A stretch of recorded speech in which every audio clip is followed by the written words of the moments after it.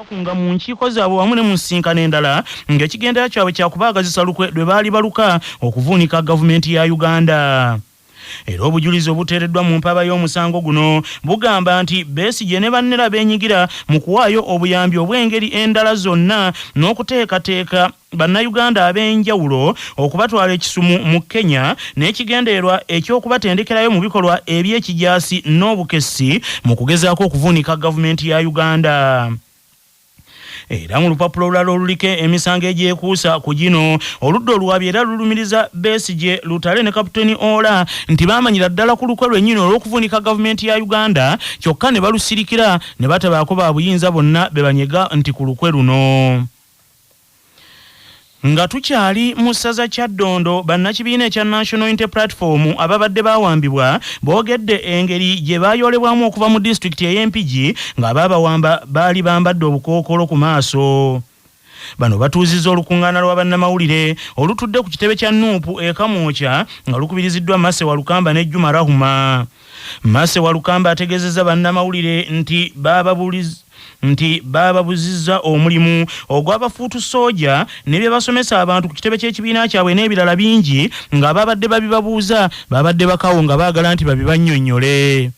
Ne bajja ne batufulumya nze ne Rema was going through a lot of pain ne batugamba batwala mu ddwaliro kane ne batusiba ate ne batuwa ebintu byaffe ne baddamu ne batusiba batusobola kugamba nti ono yabadde ono because twabadde batusibye then ne batuteeka mu mmotoka ate ne batutwala okutuggula amaaso nga tuli kireka poliisi ne batugamba tukubire omuntu omu ajja atunone naye tabeera looya waffe ate abantu bajja bangi tuba tukwata amasimu ne bagamba ate temugakuba katuba twakatuuka nendaba n'omuntu ng'avuze emmotoka yange ng'agirese ekireka ne batuggyako statement ne tuwandiika naye ate mu kuwandiika statement ne batugamba abantu tetuyita muntu yenna tugende tebagenda natuwa police bond ne batugamba tuvuge tugende naye tetwogera ku byonna bye twalabye bye baatubuuzizza tuddeyo tusirike tetwogera na bamawulire bonna. Second time we batukwata nga tumaze okwogera byonna bye twayiseemu tetugenda kyagala. Ye omu ku bawambe Juma Rahuma ategeezezza nti abaabawamba baamukuba nnyo ebitayogerekeka olw'okugaana okubawa essimu ye okumanya abo bonna bazzaayogeranga nabo. Twali tuva mu kuziikirako munnaffe John Mary Sebuufu Erakai tuba tutuuka Mpigi ng'oyambuka ndisangawo kajjamu tulowooza nga ayina mujjamu wa bulijjo akola ki abeerawo tugenda okulaba nga abantu bali mu black clothes embasi bagabise basarondize emmotoka yaffe ne batugamba ne tusenda ebiramu ffe n'okwagala okumanya kigenda mu maaso ekyaddirira get out your phone get out your phones ofuluma ofunako ekikuba nze bankuba waya ku mugongo ne kabina ne mba ntula binuma kati ne bateeka mu drone kusooka bateekamu emu Rovan bisimu ye nga tagiraba ne batubuuza adi n'essimu kikaaki of course tuyinza otula mmotoka yemu naye nga simanyi munnange essimu gyakola ki gyakutte kwa buli omu alina ssimu ye n'abagamba nange essimu sigirina ne bamukebera ne tumugamba nga kale twogere naye ffe ne mugamba Rovan essimu ogirina ogiweeyo kubanga bamukuba because the phone was missing ng'olwezaffe bazitutte zonna already bwe bakwata kyasooka okuggyako is the phone kati ne bamala ne batugyamu ffe tetwamanya kyaddira ne batwala mu drone yaffe y'abakyala naye mu kugenda omusajja n'ansamba mu mugongo bw'ati ndaba oli foot soldier can't you move nali ngenda kwekwa ku bino ebigundi bye bateeka ku muguudo ebyo ebikola borders omukyala yansindika bw'ati n'enzira emabega kuba nali ngenda gwako bwenti kati omukyala oli yanyamba omusirikale n'ansindika bw'ati nemekubanga neekonako ekyo ekintu ne tugenda mu mmotoka eyo ne batukebera ne tutuula ne batuzaako obukooko ne batukwekako empingo paka ne batuvuga kuvuga ne twetuuka nga tuli awo wantu tutategeera. Yes, abawandiisi owa National Unity Platform David Lewis Lobongoya awanjagidde ab'ebyokwerinda bakome ku bantu baabwe abeenyigidde mu kuwamba bannayuganda ng'agamba nti banoonye engeri endala ey'okukwatamu abantu be beetaaga mu mateeka so si kubawamba buwambi wakati mu kubatulugunya ebitagambika. Naye ekirala tuba tugamba buli lunaku nti bwe tuba nga tukoze omusango gonna poliisi bamanyi weeri batuyite ku CID tugende twenyonyoleko mu kifo ky'okuwamba abantu jo mwalabye families nga ne family ya Mase Walukamba chairperson waffe wakakiiko ng'eyogera. Mu ssaza Buddu ab'obuyinza mu disitulikiti y'e Kalungu balidde obuwuka ku basomesa e Kalungu abasusse okwebulankanya ku mirimu. Omusasi waffe Nsubuga Muzaffalu y'abirina.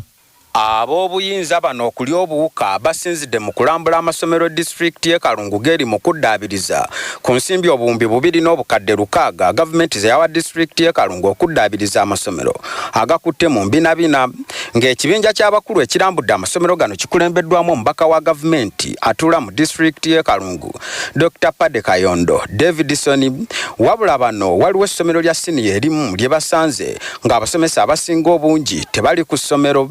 Kino kijja abakulu mu mbeera ne bali obuwuka. Akulira ebyenjigiriza mu disitulikiti y'e Kalungu Nakano Silvia Grace alabudde abasomesa saaka abakulu b'amasomero mu kitundu kino okukomya omuze ogw'okwebulankanya ku mulimo. Bw'atyo Nakano Silvia Grace kwe kwebaza gavumenti olw'ensimbi ze yawadde disitulikiti y'e Kalungu okuddaabiriza ebizimbe ku masomero eyo ebikutte mu mbinabina. Tulambudde omulimu omulungi oguli e Kabukunge Secondary School era tusuubira bajja kumala mu budde at least mu March ebizimbe bino tubenga abayizi tubibakwasizza. Kati wane Kabungo waliwo computer lab repaired, abaana bajeetaaga ogikozesa. Tusuubira mu gwokusatu bijja kuba biwedde ng'ate tutandika program ey'okubibakwasa. Abayizi beenyize nnyo yonna gye tuyise, abamu bali miti, so beetaaga ebizimbe ebyo okubikozesa. Naye nga tuli basiimu eri gavumenti yatuwa ensimbi eziwerako omulundi guno. Okulambula amasomero gano kugenda kumala ennaku 2 ng'olunaku olusoose abakulu balambudde amasomero agali mu kitundu ekya Kalungu West, ate olwokutaano luno amakanda bagasimbye mu Kalungu East. Era RDC Dr. Pade Kayondo asaba ba contractor abaweebwa omulimu ogw'okuddaabiriza amasomero gano okutereeza ebyo abakulu bye balagidde okutereeza bye basanze nga tebyakoleddwa bulungi. Lwa CBS Radio y'obujjajja Nsuubuga Muzaffaaru e Kalungu mu Buddu. Okukomawo mu ssaza Kyaddondo abakulembeze ab'enjawulo ennansana bakukulumidde gavumenti olw'engeri gyekuttemu ensonga ya kasasiro nga balaba nti yo ebitwala ng'ebyolubalaato. Bano bakulembeddwamu nnyini ntebe wa division y'ennansana Ssaalongo Matovu Joseph mu nsisinkano gye babaddemu ennansana bagambye nti gavumenti ya kuno yandibadde eteekawo enteekateeka ennungamu ddala okufuula omulimu gw'okusunsula kasasiro bizinensi eri abavubuka. Twetaaga okudda ku ground okusomesa abantu baffe butebe bayinza omusootinga kubanga kasasiro gye buva ne gye bulaga engeri yokka gye tusobola okukikolamu kwe kulaba nga tumucommercializing tumufuula business. Ku ssaawa ya leero we twogerera kizibu nnyo wano mu Nansana okusanga akacupa oba obucupa obw'amazzi. Ensonga lwaki tobusanga kubanga business. Kale nno nga bwe tukola ku bucupa ne kasasiro omulala yenna nsaba gavumenti kubanga kigikakatako tusobola okulaba nga tujja ne strategy okulaba butebe tusobola okumusootinga tumufuule business. Wabula minisita omubeezi avunaanyizibwa ku nsonga za Kampala Joseph Christopher Kabuye Kyofa Togabye asabye abakulembeze n'abatuuze mu kibuga Nansana bakomye okumala gamansa kasasiro wabula batandika okumutwala ebuyala ku lw'emityana. Kubanga Nansana ono kasasiro bamuyiwa naggweera mu Lubigi. So mbadde nsaba ne mu myala gyonna gyetoolodde wano. Kati abakulembeze b'e Nansana mugende muteesiganye ne KCC mujja mutwala kasasiro wamwe ebuyala muleme muteekawa kuba mulaba busaasanya era ekibuga kivundu. Bwe wegiramu katono nnyo bw'oti osanga entumu za kasasiro kibadde kitegerekeka badde tebalina we bamuyiwa naye kakati mbasaba bagende bamuyiwa ebuyala.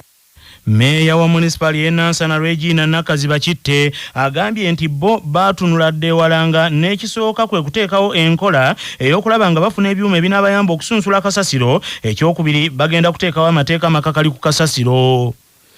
Mu ssaza Buddu minisita omubeezi ow'ebyamazzi Aisha Sekindi atabukidde abamu ku bakulembeze ekyotera olw'okuwamba enteekateeka za gavumenti naddala mu minisitule ye ne batuuka n'okuzitongoza awatali kumanyisa bakulembeze ba gavumenti ez'ebitundu.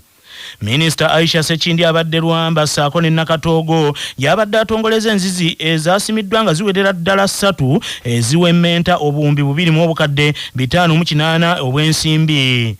Minisita Aisha Sekindi ategeezeddwa abakulembeddwamu nnyini ntebe wa disitulikiti ey'Ekyotera Patrick Kintu Kisekulo ti waliwo bannabyabufuzi abeetuuma edda amazzi gano nga bwe baagasaka ne batuuka n'okugatongoza nga bo abakulembeze ba disitulikiti tebategeezeddwa.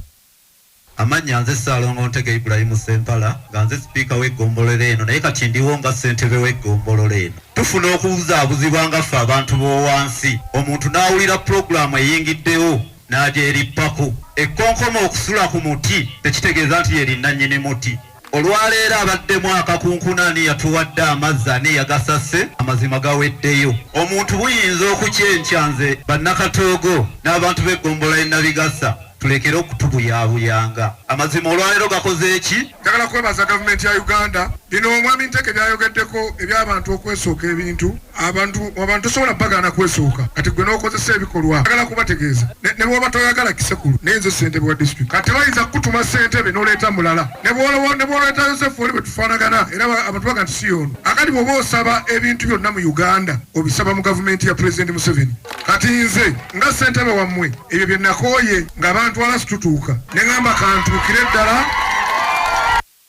Nyini ntebe w'ekyalo ky'e Rwamba ekyotera Peter Nsimbi yatendezza omubaka wa palamenti ow'ekitundu ekyo mu kusooka nti naye yabayambako okufuna amazzi gano nga kino kye kyaviiriddeko abakulembeze okwanukula batyo. Ekituufu nsaba abasebo ne bannyabo twebaze nnyo omukulu gwe tubadde naye omukulu Onalebo Mpalanyi bwe twatambula naye genda okulaba amazzi nze ndi musajja mukatoliki erinnya lyange nze Peter omukulu twatambula naye mu mwezi ng'ogw'okumi n'atuwa bayinginiya we bali awo tumwebaza okuba nti yagenda mu central government n'akola ki n'asaka. Embeera eno nno yejje minisita Aisha Ssekindi mu mbeera naawe ekiragiro eri bakontrakita bonna abaweebwa emirimu mu minisitule ye obutaddamu kukkiriza muntu yenna kutongoza mulimu gwonna awatali bukulembeze bwa disitulikiti naddala RDC ssentebe oba kaawo kubanga bangi bagendayo okutongoza ne beetuuma bye bataasaka. Nze amazzi gano ku lwa Mwami Museveni, Mwami Kasolo, Haruna yagasaba.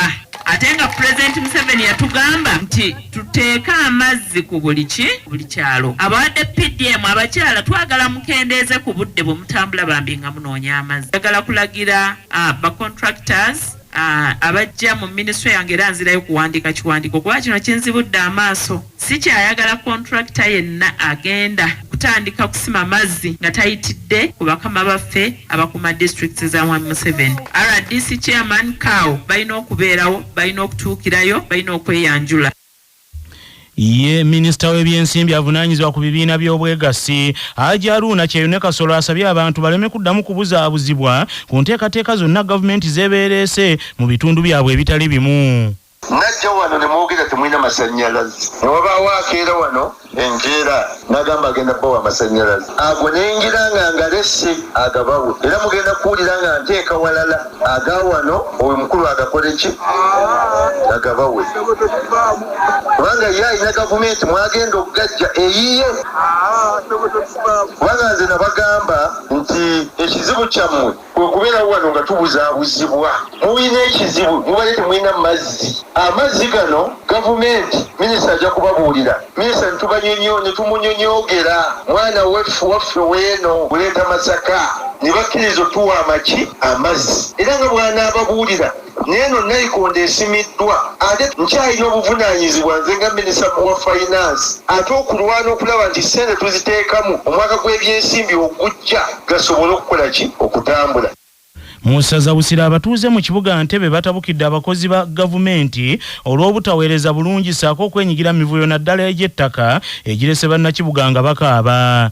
Bano bakulembeddwamu yaliko mmeeya w'ekibuga Ntebe Vincent Kayanja Dipo nga basinzidde ku kimeeza ekitegekeddwa ofiisi ya Town Clerk mu Kitoolo okwanjulira abatuuze ebintu ebikoleddwa wamu ne basuubira okukola wabula obwedda buli ekyanjulwa abatuuze bano bakikubamu ebituli.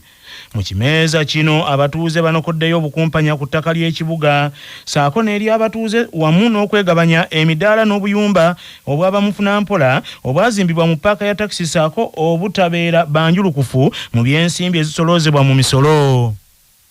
Tebajja mu kibuga kino okubeera nga abantu mbalako emirembe n'okukuta mu butakataka. Naye Katege eyo waliwo ettaka lye mwagize roundabout eyali ekoleddwa olwagize ne mutemako ka ploti. Enkola eyo bannaaye ey'omulembe guno mwonoona ekifaananyi ekya municipal council ate ne mwonoona ekifaananyi kya gavumenti. Erinnya Dennis Majezi ndi omu mu basuubuzi abali mu tax park y'Entebbe nga ninamu lockup eyali eyitibwa Royal Pharmaceuticals. Naye kyewuunyisa oluvannyuma lw'okutugamba nti tuve mu paaka ne tukolerwa ne memorandum of understanding ng'abasuubuzi abalimu era ne tutegeezebwa nti bagenda kuimprovinga ebyobusuubuzi kye tuva tuvaamu tumale tukomewo olwaleero yefe abantu abali ebbali.